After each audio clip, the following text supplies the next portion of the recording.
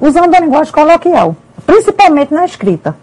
Quando você vai falar com uma pessoa, você vai falar com uma plateia, você vai fazer uma palestra, você não pode usar a mesma linguagem. Vice, né, tá, esses vice-linguagens que a gente usa normalmente. E isso é totalmente inadequado. Você vai ter que fazer o seguinte, do mesmo jeito que você se veste para ir a um lugar determinado, com a roupa determinada para aquele lugar, a mesma coisa é a linguagem. A linguagem ela é determinada para determinadas situações. As situações precisam de uma linguagem adequada, certo? Aí eu coloquei aqui. Isso aqui é assim, vamos dizer, uma ilustração. Muito interessante, eu acho. Como eu sou louca por línguas, assim, gosto muito, gosto da língua portuguesa, gosto da língua italiana, gosto da língua neolatina de maneira geral, eu coloquei aqui. No mundo existem 2.700 línguas, é muita coisa. E 7.000 dialetos. Só para efeito de curiosidade. Na Índia, eles têm 700 línguas, 700. Mas a Constituição deles lá reconhece apenas 11. Apenas 11. Quer dizer, uma Constituição vem reconhecendo 11 línguas no meio de 700. No Brasil, a gente tem uma só. Isso é muito bonito e muito bom. E ninguém se atende, ninguém para pensar, refletir sobre isso. Na Indonésia, que é um país pequeniníssimo também no sul da Ásia, não é? Eles têm 250 línguas. E a Constituição reconhece todas. Quer dizer, no Brasil, a gente tem uma língua só. E essa única língua que a gente tem, as pessoas ainda cometem erros desastrosos. Não tem como, vamos dizer assim, aguentar um negócio desse. A gente tem que estar uma luta diária, realmente, para ver se a pessoa fala melhor, escreve melhor. Agora, a gente não vai dizer que no Brasil existe dialeto, minha gente. No Brasil existem as variedades, as diversidades regionais. Uma palavra dita aqui no Nordeste é diferente de uma palavra dita, por exemplo, no Sudeste. A gente aqui chama retorno, o carro vai ali fazer o retorno. No Sul eles chamam rotatória. Em outros locais do Brasil, por exemplo, eu estava em São José do Rio Pardo, o meu primo disse assim, vamos ali fazer um queijinho. Eu digo, o que é queijinho? É ali onde o carro vai e volta. Quer dizer, é completamente diferente do Nordeste, mas a gente entende. Então, isso é muito bonito, porque a gente não tem dialeto. A gente tem formas variadas de linguagem, mas não dialetos. Então, o dialeto é o quê? É uma variação regional da língua, com diferentes pronúncias, vocabulários ou significados. No caso, o significado é o mesmo. O carro vai, faz o retorno e volta. Só mudou o que aí? O vocabulário. E a pronúncia? Porque, na realidade, a gente aqui, no Nordeste, a gente fala de um jeito, no Sul eles falam de outro jeito. Eles usam muito, por exemplo, a segunda pessoa do singular, o tu foste, tu viste, tu fizeste. A gente aqui no Nordeste, no Brasil, de maneira geral, a gente diz tu visse, tu fosse, que está errado, é claro que está errado, mas a gente usa assim. Ali também por causa da influência da Argentina, da língua castelhana ali. Eles usam um português muito bonito, eles têm um sotaque muito diferente do nosso. Já no Amazonas, fala também um português muito certo, no Maranhão, mas assim, são só, como eu disse, diversidades regionais, a gente não pode considerar isso dialetos. Dialetos é uma coisa que você não entende. Se você tiver a oportunidade de ir à Suíça, por exemplo, à Itália, o italiano que se fala no sul da Itália é completamente diferente do dialeto do norte da Itália. Eles mesmos não se entendem. Se um italiano do sul começar a falar um dialeto, o italiano do norte não entende aquele dialeto. Por quê? Porque realmente é completamente diferente, não é feito aqui no Brasil, que você entende tudo, só que, claro que existe o vice no final, quando no Rio Grande do Sul existe o tchê, por aí vai. Aqui eu coloquei algumas gírias, porque as gírias são muito importantes. Elas fazem parte do vocabulário da gente, quer queiram, quer não. Cada categoria tem uma gíria, ou algumas gírias. E outra coisa, às vezes, assim, uma coisa que eu observei muito já em textos, que cada época se fala de uma maneira diferente. Se vocês colocarem um filme de 1950, o vocabulário é um, as gírias são umas.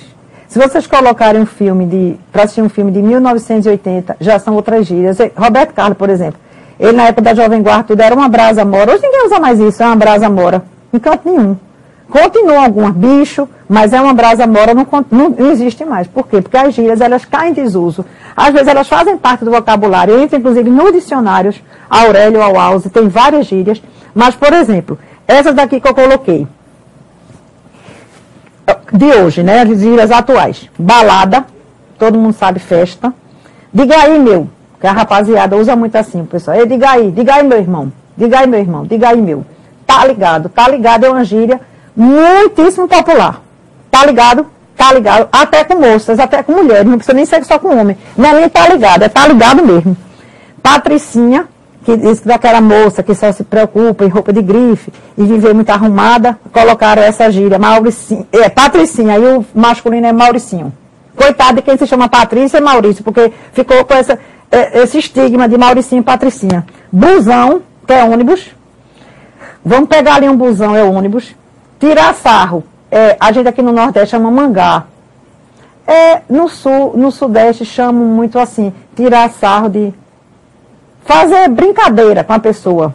Dar um rolé dar uma volta, vou ali dar um rolé. Então, isso também faz parte o quê? Da língua, linguagem e comunicação. Isso aqui é para vocês verem como é diferente uma coisa dessa do ambiente de trabalho, que não se deve usar. E aqui eu coloquei um efeito humorístico muito interessante, chamado dicionovário. Palavras que precisam ser inventadas. Deixa eu dizer logo uma coisa aqui, antes que eu esqueça. O que a gente chama, tem figura de linguagem chamada neologismo, que é justamente isso. O neologismo, ele se baseia numa palavra nova. Neo significa novo, né, um prefixo grego, e logismo, que vem de logos, que é palavra também em grego. Então, assim, neologismo é, por exemplo, sambódromo, camelódromo, fumódromo, bodódromo. Em Petrolina, aqui no sertão de Pernambuco, tem bodódromo. Ou seja, isso são palavras que foram juntando bode com dromo. Aí vem de quê? De autódromo. Aí vem o fumódromo. Vai ali para o fumódromo, fume ali no fumódromo, camelódromo. E aí existem as palavras que realmente começam a fazer parte do vocabulário. Esses neologismos são muito interessantes porque enriquecem muito o nosso idioma. E aqui é uma coisa assim, engraçada. Não é, essas palavras não existem, elas deveriam ser inventadas. Abacatimento, redução no preço do abacate. Analfabeto, pequenininho que não sabe assinar o nome. Assassinatura, a rubrica de um criminoso de morte. Paro para dizer que a palavra certa é rubrica. Ela é a palavra paroxítona, ou seja, a sílaba tônica é no bri. Não é rúbrica. Pelo amor de Deus, não digam rúbrica. É rubrica. Caligrafia. Caligrafia, quem tem a letra muito feia, feito eu. Eu tenho uma letra muito feia, a minha é caligrafia, não é caligrafia. Calvício. Mania de estar ficando careca. Condução. Carrocinha de cachorro. Bem interessante e assim, uma coisa mais realmente bem humorística. Aqui eu coloquei o sujeito como atividade, o sujeito é a linguagem como atividade do sujeito, que é o seguinte, nós temos 4 coisas, 4 polos, vamos dizer assim. O emissor, quem fala, não é? O receptor, quem recebe a mensagem propriamente dita é o que ele está falando, e o código. O código é justamente a língua. É através de que a gente está se expressando, se exprimindo. Então, assim, o sujeito é quem escolhe os enunciados que melhor se ajustam aos seus propósitos interacionais. Quer dizer, a escolha é sua.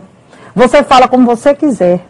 Você fala da maneira que você achar melhor. Agora, se isso vai repercutir na sua vida profissional, você tem que pesar as consequências disso. E a linguagem? A linguagem é a atividade do sujeito e lugar de interação entre membros de uma sociedade. Característica marcante da linguagem, ela é indeterminada, justamente. Por que ela é indeterminada? Porque quem determina como vai falar é você. A partir do que você sabe, dos seus conhecimentos, das informações que você tem, é que você vai usar essa linguagem. Determinando essa linguagem para cada situação da sua vida. Como eu falei da história da roupa. Cada roupa adequada a um lugar, cada linguagem adequada a uma situação. Tati, temos alguma pergunta? Não temos nenhuma dúvida, está tudo tranquilo. Pronto, então vamos continuar. Aqui, 2 fases de uma mesma atividade, escrita e leitura. A escrita pressupõe a leitura e a leitura pressupõe a escrita. Portanto, uma não existe sem a outra. Porque você vai escrever para alguém ler, não é verdade?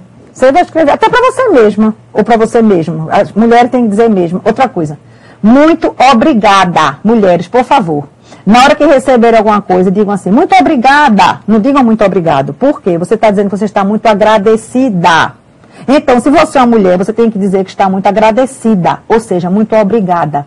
Eu parei porque eu disse agora, se você vai fazer uma coisa, um texto, para você mesma, se você é uma mulher, eu mesma vou ler esse texto. Se é um homem, eu mesmo vou ler esse texto.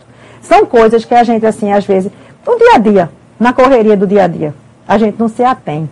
Principalmente com essa linguagem agora da internet, dos internautas, que é tudo abreviado. Você é VC, também é TBM, e por aí vai. Eu acho que futuramente vai haver uma linguagem só para internauta. Só o internautês, como chamam. Por quê?